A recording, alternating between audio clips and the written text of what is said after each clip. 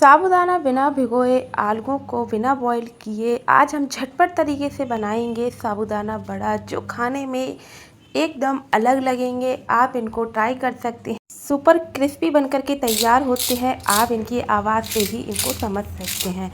अगर आप अचानक से साबूदाना को भिगोना भूल जाते हैं, अगर आपके पास टाइम नहीं है, तो आप ये झटपट तरीके से सिर्फ और सिर्फ 15 से 20 मिनट में ये साबूदाना बड़ा बना करके तैयार कर सकते हैं। और आप इसको सावन के सोमवार के व्रत में भी यूज कर सकते हैं। आप नॉर्मली व्रत रखते हैं उसमें भी आप बना करके इनको एंजॉय कर सकते हैं।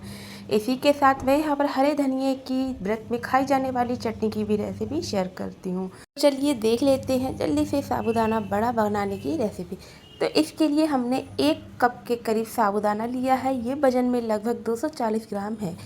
और अब हम इसको साइड रख देंगे।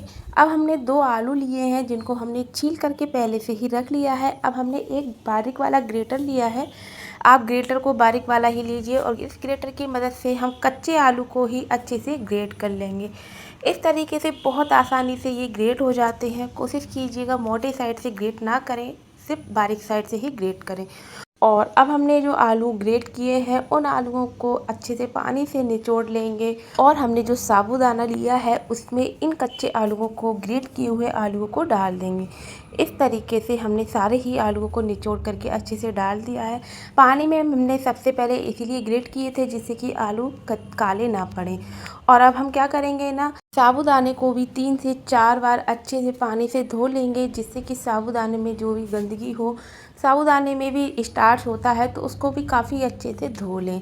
साबूदाना और कच्चे आलू को अच्छे से धो लिया है। अब आप चाहें तो इसको छन्नी में इस तरीके से पानी भी निचोड़ने के लिए रख सकते हैं, लेकिन मुझे यहाँ थोड़ी जल्दी वाले बनाने हैं तो इस तरीके से मैं एक चमचे की मदद से अच्छे से प्रेस करके इस तरीके से सारा ही पानी निचोड़ लूँगी। इस तरीके से सारा ही साबूदाने का जो भी पानी है ना वो सारा ही निकल जाएगा। अब हम इसमें जब कुछ मसाले मिक्स करेंगे व्रत में खाए जाने वाले, तो इसके लिए हम इसको एक बाउल में ट्रांसफ़र कर लेते हैं, जिससे कि ये काफ़ी अच्छे से इसमें मसाले मिक्स हो जाएं। तो इस तरीके से देख सकते हैं हाथों में बिल्कुल भी पानी नहीं आ रहा है, ये काफ़ी अच्छे से निचोड़ चुके हैं। अगर आपको लगता है कि ये नहीं निचोड़ पा रहे हैं तो आप क्या करें, एक साफ़ कपड़ा लें और कपड़े में अच्छे से दबा करके साबूदाना और आलू को अच्छे से निचोड़ लें। अब हमने 1/4 कप के करीब मूंगफली के दानों को अच्छे से रोस्ट करके ग्राइंडर जार में दरदरा करके पीस लिया था। तो 1/4 कप मूंगफली का दाना डाल देते हैं और इसमें डाल देते हैं 2 चम्मच के करीब सिंघाड़े का आटा। व्रत में खाए जाने वाला आप कोई भी आटा डाल सकते हैं या फिर आप चावल का आटा भी इसमें डाल सकते हैं। अब हमने यहाँ पर डाली है काली मिर्च, हरा धनिया, हरी मिर्च और जीरा। अगर आप जो भी पसंद नहीं करते हैं व्रत में खाने के लिए तो आप उसको स्किप कर सकते हैं। आप इसमें अदरक को भी ग्रेट करके डाल सकते हैं, लेकिन मैंने नहीं डाला क्योंकि मेरे पास कहाँ नहीं। अब हम इन सबको अच्छे से मिक्स कर लेंगे। आप देख सकते हैं बिल्कुल भी पानी नहीं छूट रहा है, काफ़ी अच्छे से ड्राई है। जैसा कि मैंने आपको बताया, मैं ये जो साबूदाना बड़ा है बिल्कुल अलग तरीके से बना रही हूँ, बिना भिगोए बना रही हूँ। आलूओं को भी बॉयल नहीं किया है, तो मैं इनको करने वाली हूँ स्टीम। तो इस तरीके से मैंने इडली की प्लेट ली है और इस तरीके से इडली की प्लेट को अच्छे से ग्रीस कर लेंगे घी से। और हम थोड़ा थोड़ा बैटर लेंगे और इडली की शेप में इस तरीके से बड़ा बना करके तैयार कर लेंगे। तो आप चाहे तो हाथों से भी बड़ा बना करके इसमें ट्रांसफ़र कर सकते हैं, लेकिन मैंने यहाँ पर डायरेक्ट ही इडली की शेप दे दी है। और इसी तरीके से मैंने दोनों ही इडली के साँचों को अच्छे से फिल कर लिया है।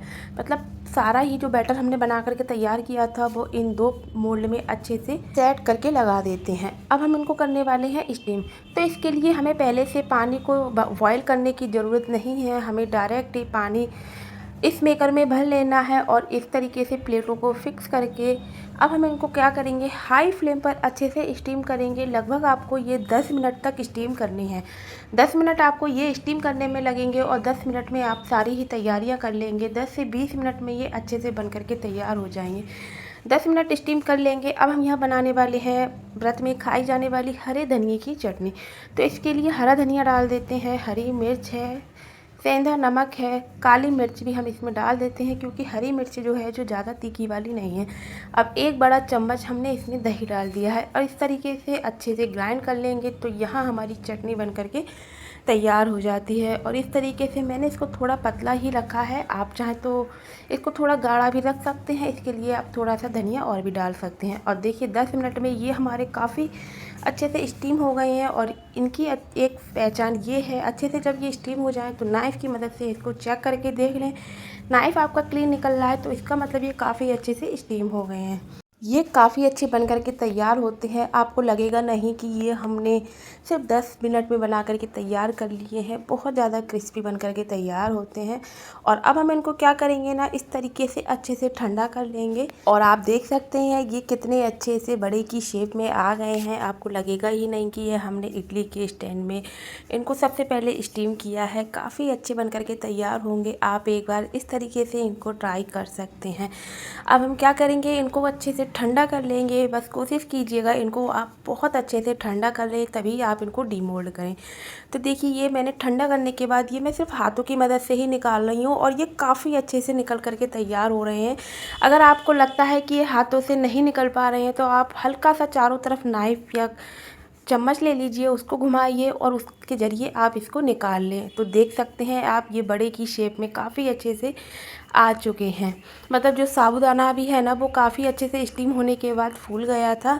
अब इधर साइड में ही मैंने पैन को गर्म करने के लिए रख दिया था घी डाल करके। अब हम इनको हल्का सा क्रिस्पीपन लाने के लिए इनको फ्राई कर लेंगे।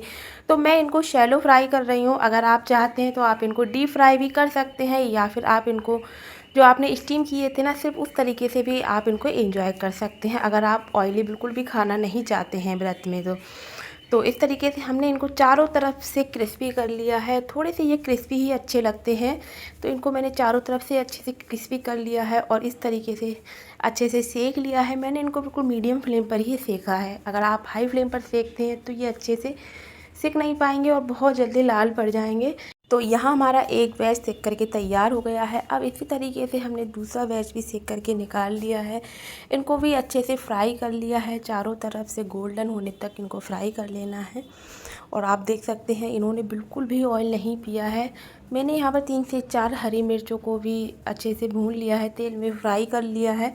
ये खाने में बहुत ही ज़्यादा मज़ेदार लगती हैं।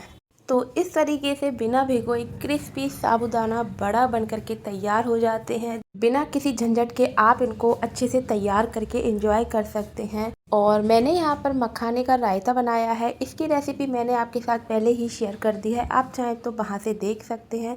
और ऊपर से डाल देते हैं हरी मिर्च और साथ ही है हरी धनिया की चटनी। और यहाँ हमारे क्रिस्पी करारे साबूदाना बड़ा बन करके तैयार हो जाते हैं। ट्रस्ट मी, ये खाने में बहुत ज़्यादा टेस्टी लगते हैं और आप इनकी आवाज़ से ही पहचान सकते हैं ये कितने ज़्यादा क्रिस्पी और करारे कुरकुरे बन करके तैयार होते हैं। आप इसको एक बार ज़रूर ट्राई कीजिए। आपको ये लगेगा ये थोड़े से मतलब टाइट हो जाएंगे, लेकिन बिल्कुल भी ये टाइट नहीं है। बहुत ज़्यादा अंदर से सॉफ्ट बन करके तैयार होते हैं। ट्रस्ट में बिल्कुल भी ऑयल नहीं पीते हैं। आप इसको व्रत में एक बार ज़रूर बना करके एंजॉय कीजिए। आप इसको चटनी के साथ सर्व कीजिए या दही के साथ भी सर्व कर सकते हैं, काफ़ी ज़्यादा मज़ेदार लगते हैं। और आप देख सकते हैं मैंने इनको तोड़ कर के भी आपको दिखाया है। आई होप यू फ्रेंड्स आपको आज की ये रेसिपी पसंद आई हो, रेसिपी अच्छी लगी हो तो प्लीज़ ज़्यादा से ज़्यादा इस रेसिपी को अपनी फैमिली फ्रेंड में शेयर कीजिए। बहुत जल्द आपके साथ एक नई रेसिपी के साथ मिलते हैं। Thank you so much.